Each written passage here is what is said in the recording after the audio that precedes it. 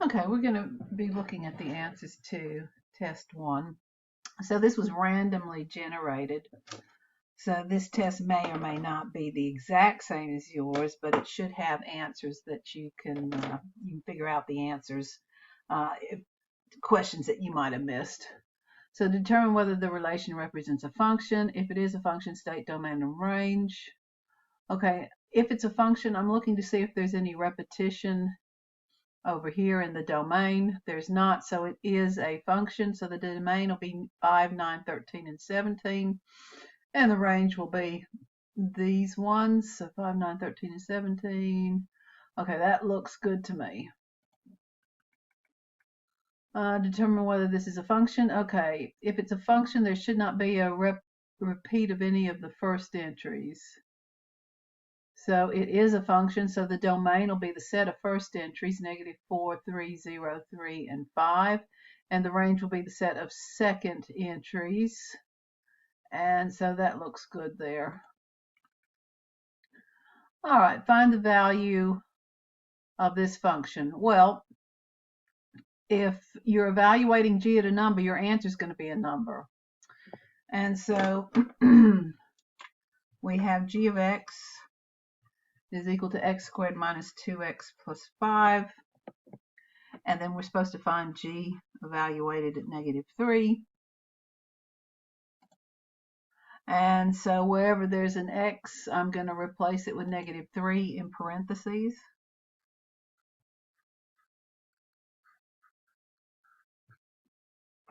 So -3 all squared is +9. Then I'll have +6, because those two negative signs cancel each other out. And +5, so that's 11, and 9 should be 20. So if I haven't made a mistake there, I would enter in 20 for that. All right, find the value for this function. This is my function f. Now, what does the function do? It maps the x coordinate into the y coordinate.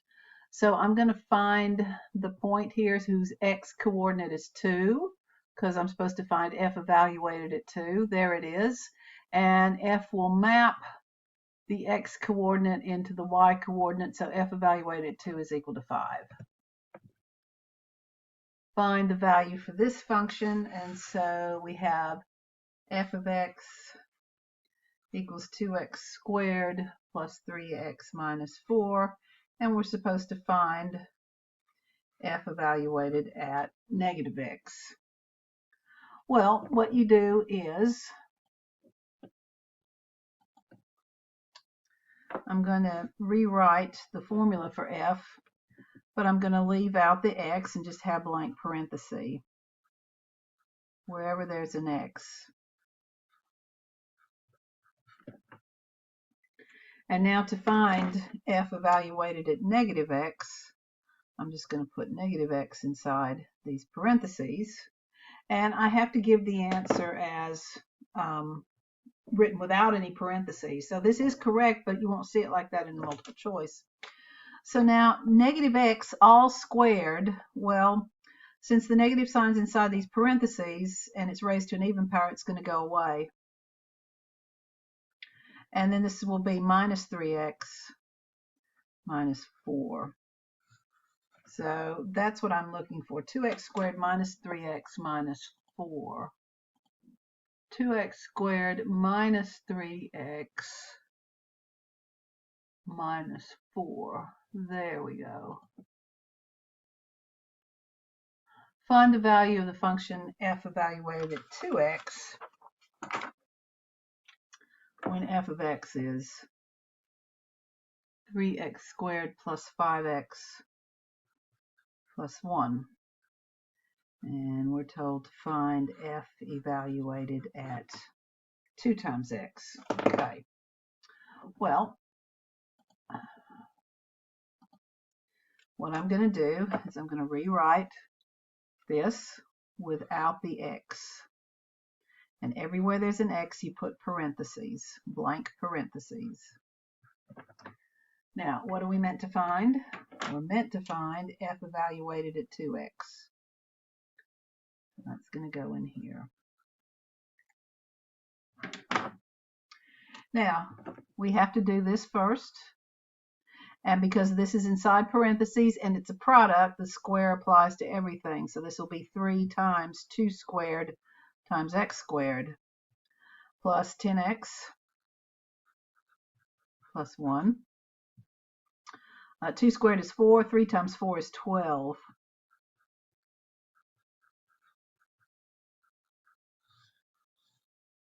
So that's my answer, 12x squared plus 10x plus 1.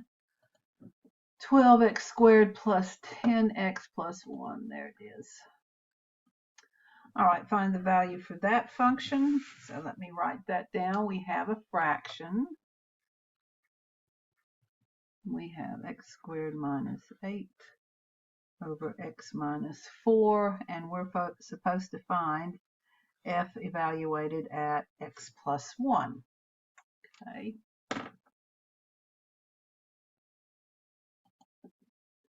Okay.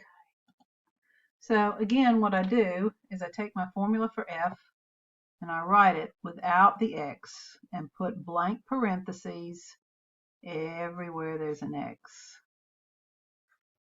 Now what do we want to find? We want to find f evaluated at x plus 1. So that's what's going to go in parentheses. Now again, that's a correct answer, but we have to clean it all up. In the numerator, x plus 1 all squared is not x squared plus 1. It's x plus 1 times x plus 1, then minus 8. In the denominator, I can drop those parentheses, so that's x plus 1 minus 4. 1 minus 4 is minus 3, so I'll have x minus 3. And I need to FOIL that, so it'll be x squared plus x, so plus 2x, plus 1, then minus 8. And I get x squared plus 2x, and then minus 7. And this will not factor. The numerator doesn't factor. I cannot find two numbers that multiply together to give me -7, but add up to give me 2.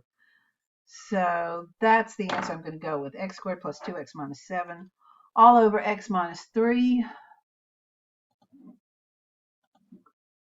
X squared plus 2x minus 7 all over x minus 3. Okay, find the domain of the following function. A lot of students got this one wrong because, let me write it down, f of x is equal to the square root of 4x plus 5. There is a restriction with the square root. What's the restriction? Well, whatever's inside has to be greater than or equal to 0. You can have the square root of 0. So the restriction here is it has to be greater than or equal to 0, but that's not telling us what x is restricted to, which is what the domain is. That's telling us what 4x plus 5 is restricted to. So we've got to get x by itself. Subtract 5 from both sides. That does not change the direction of the arrow. And then divide both sides by 4. Dividing by a positive number does not change the direction of the arrow. That's a correct answer, but the answer is in interval form.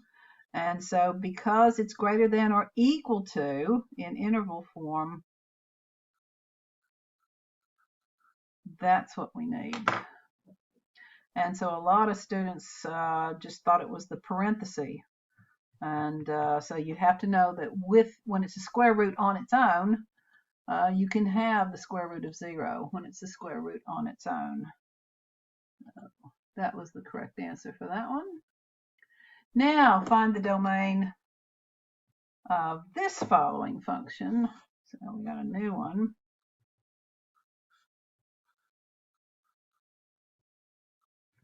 Okay.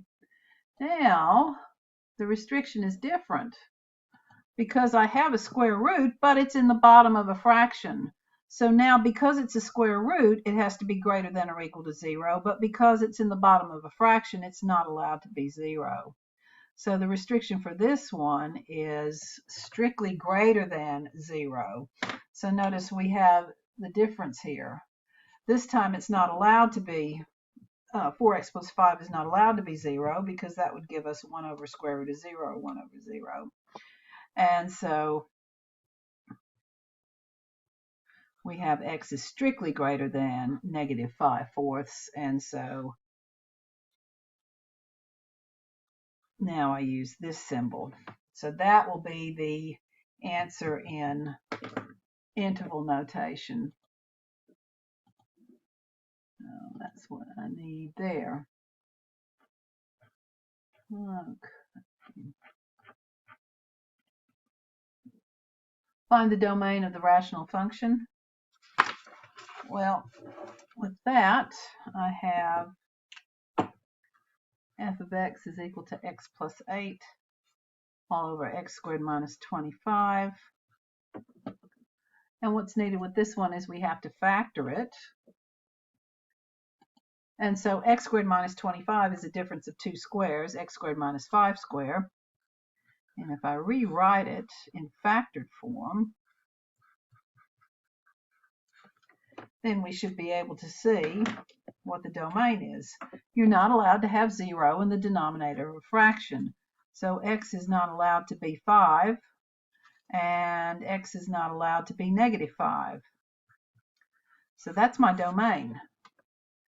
But now when you look at the answer, okay, it's not an interval form here, and it's going to be this one here. X is not allowed to be negative 5 or 5 is the domain. All right, now we want to know f minus g. So we have two functions here. We have f of x is 16 minus x squared.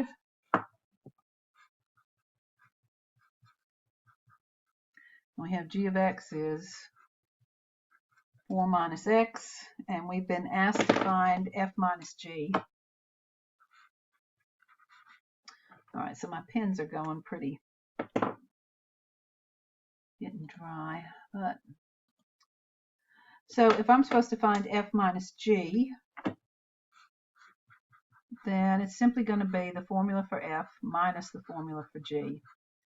So the formula for f, 16 minus x squared, minus the entire formula for g. So if you don't put that in parentheses, you're going to miss it because the negative sign has to be applied to every term. So 16 minus x squared minus 4 plus x. And then if I put the highest powers of x first, I have minus x squared.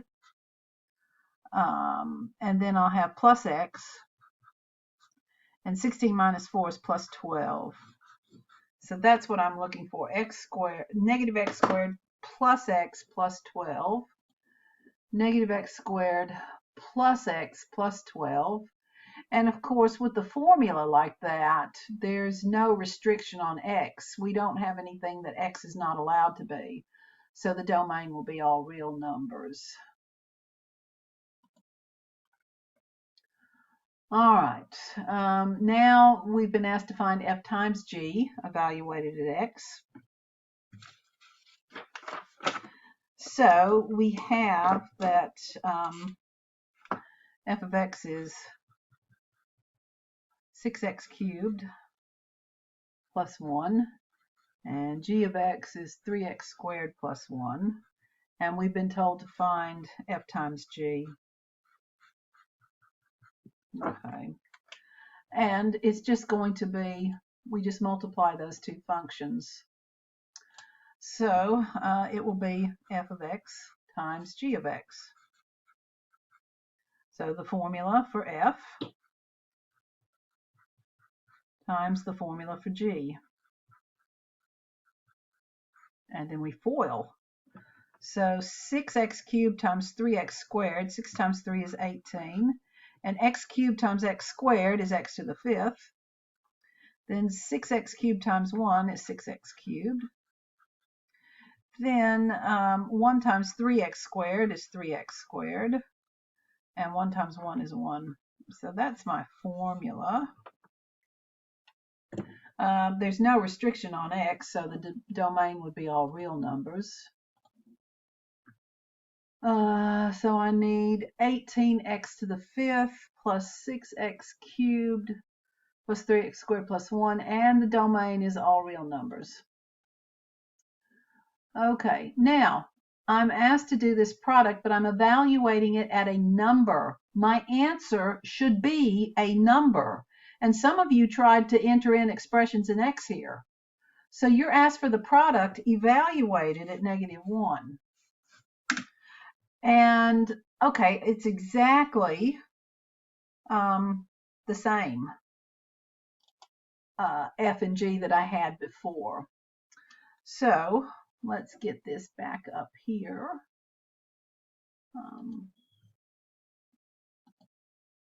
Let's find f times g evaluated at -1.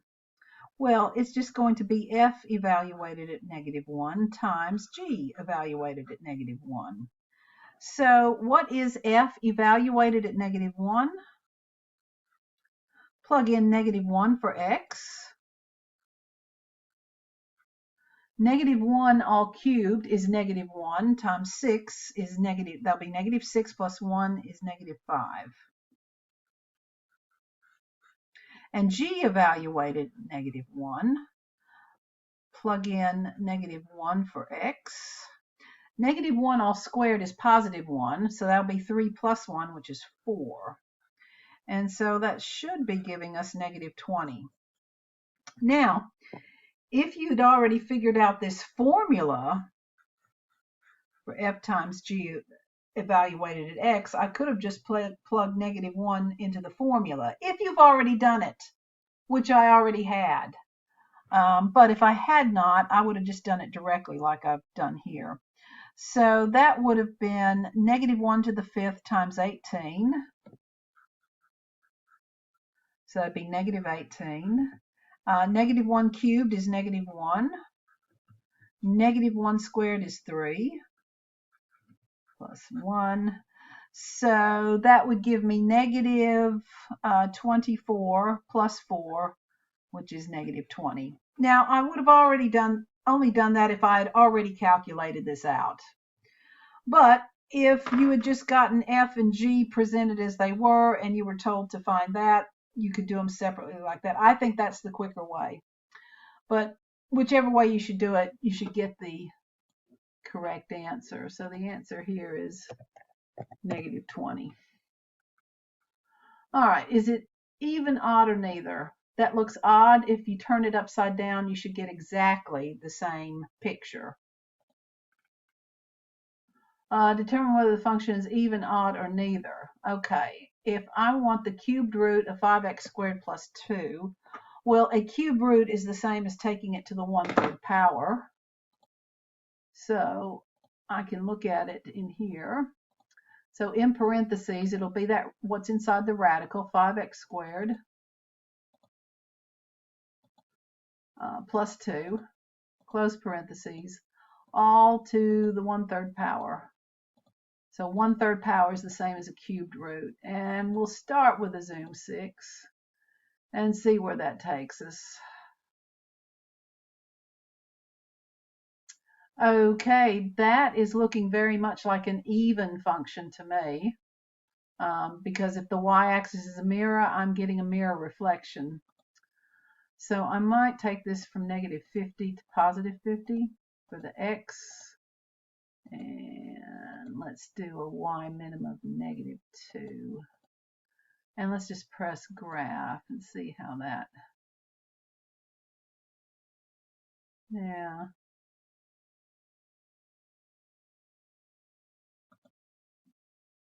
So definitely looks even. I'm just trying to find the best window for it.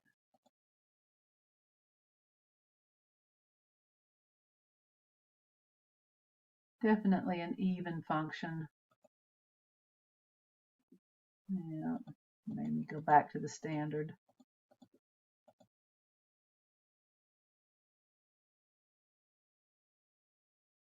Definitely an even function there. Okay. This is not a function. It fails the vertical line test. All right. Determine whether the function is increasing, decreasing, or constant on the given interval. So negative 2.5. I might want to make this a little bit bigger. All right, negative 2.5 to positive 2.2. So when x is negative 2.5, all right, when x is between here and 2.2 is there. So when my x values are between here and here, the function is going from here to there. So it is going uphill when my x values are between these numbers. So it is increasing. Okay. Find f evaluated at 2. All right, I look for the point whose x coordinate is 2. There's 2, and the point is right there. It's filled in. So the point whose x coordinate is 2, it's 2 comma negative 1, and f evaluated at the x coordinate will be the y coordinate. And so my answer is negative 1. All right, find f evaluated at 4. I look for the point whose x coordinate is 4. And here's 4, and there is no point that has x coordinate 4. And so that does not exist.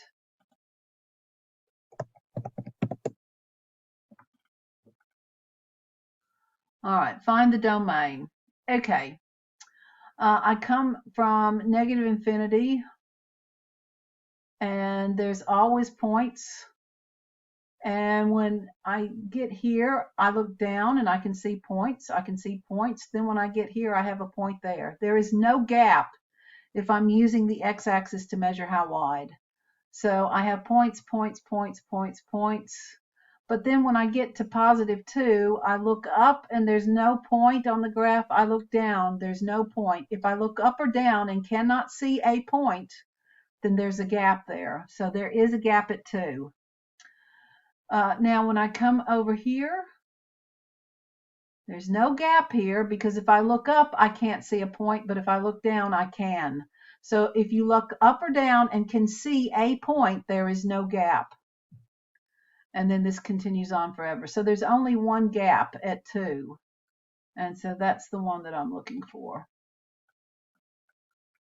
Find f evaluated at 0. So the x value here is 0. What happens if x is 0? Well, we're not in this situation. We are. 0 is a number between negative 3 and positive 1. So this is the formula I use. So f evaluated at 0 will be 0 minus 1, which is negative 1. All right.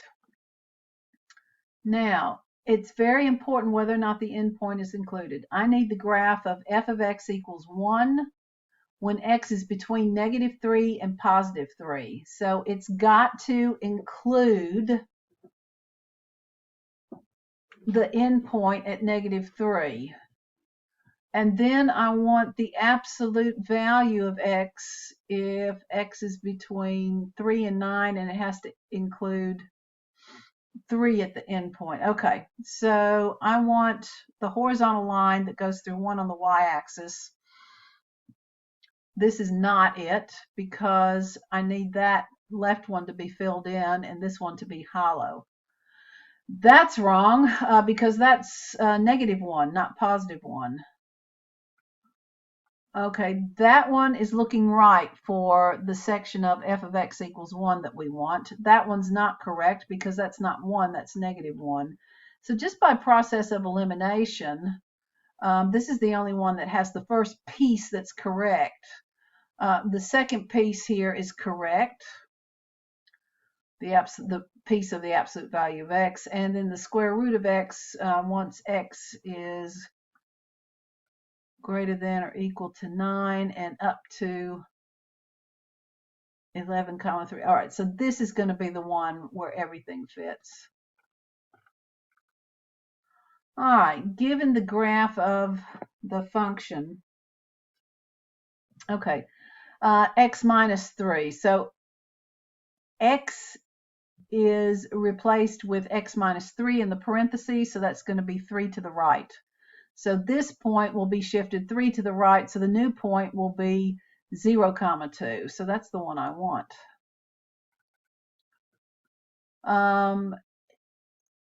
G of x plus 3, well, the plus 3 is added on outside, and so that's going to be shifting this 3 units up.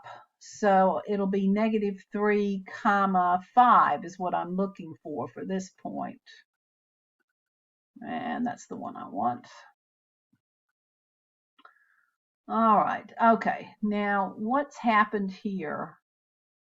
This is the original, and it looks like this is what you get when it's reflected in the x-axis.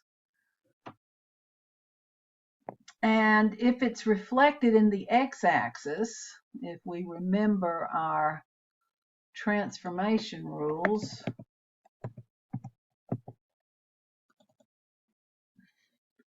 so reflected in the x-axis is if you negate the entire formula. But if I take this and I reflect it in the x-axis, I should get that, or flip it over the x-axis. And if you negate the entire formula for f, you'll get that. All right, given the graph of this, identify the graph of 3 times h of x. 3 is on the outside, so you will keep the same x coordinate, but the y coordinate will be multiplied by 3. So my new points are going to be 3, 9 and negative 3, negative 9. Those are my new points, and so that's what I'm going to need there. Okay. So you can see your test results, and when you go through, it'll have your correct answers, and if you had a wrong answer, it'll be in red. Okay. And like I said, you won't have exactly the same questions as I had here. Some of them will be exactly the same, but not all of them. Everyone had something that was different. Okay, but you should be able to tell now from taking this test what the correct answers are and what was expected of you. So I'll stop the video here.